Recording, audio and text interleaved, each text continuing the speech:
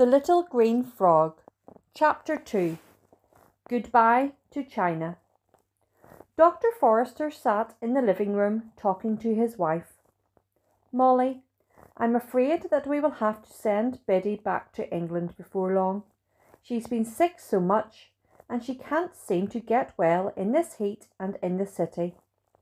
I know you're right, but I don't want to send her so far away. Why, we won't be able to see her for a year, maybe 2 years at a time. And it takes weeks to send a letter to England. Dick, isn't there some way we can keep her here? I really don't see how.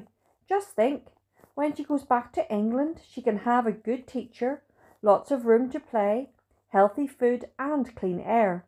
We aren't sending her away forever. I know, but I'll miss her so much. And I don't even know your sister Hannah.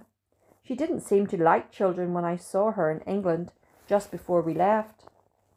It will be good for Hannah to have someone like Biddy around. Hannah will learn to be much kinder, I'm sure. I know she'll take good care of Biddy.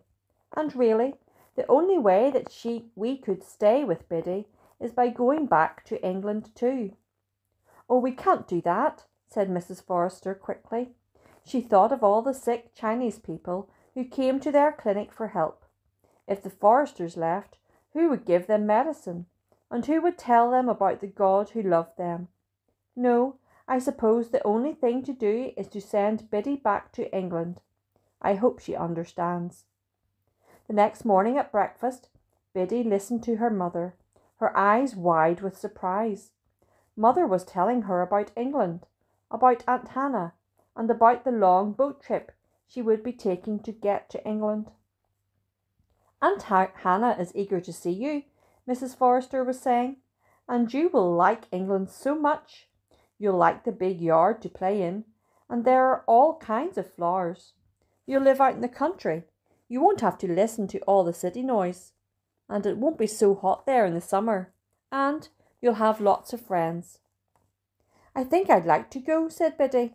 But I want you and Daddy to come too. Well, Biddy, we would like to go with you, but you know that there won't be anyone to come and take over the clinic for 2 more years. Daddy and I have to stay here to help the people who come to the clinic.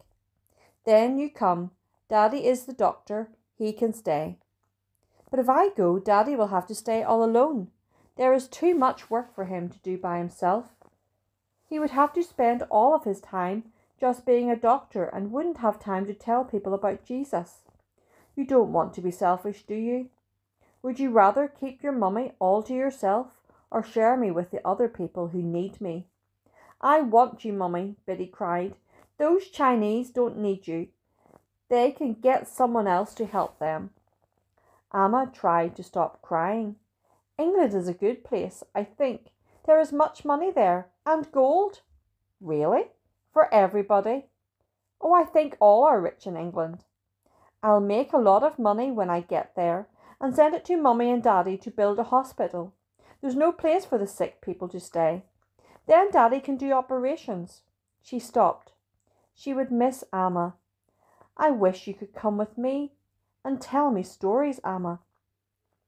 Amma went to the shelf where the little green frog was kept. Little lily flower, she said, I would like to give you the frog to take with you, to keep always. It will make you think of Amma sometimes. Really, Amma? May I really have it?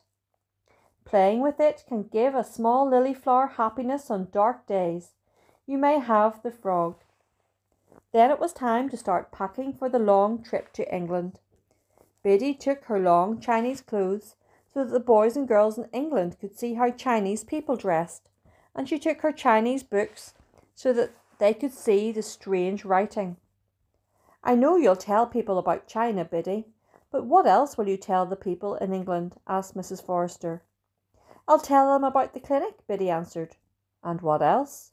Oh, I'll tell them about Jesus and how we teach the Chinese people about him. I'm glad you will, Biddy. You know people all over the world need to hear about Jesus, even the people in England. Then Biddy laughed. I'm going to be a missionary too, Mummy, a missionary in England. When Mr. and Mrs. Broadbent came for Biddy 2 weeks later to take her to the boat with them, she was carrying the little green frog. "Do you think that the frog is worth anything, Dick?" Mrs. Forrester asked her husband. "No, I think it's just soapstone. Besides, Amma gave it to Biddy as a keepsake." Finally, they all said goodbye, and Biddy Forrester began her long trip to England.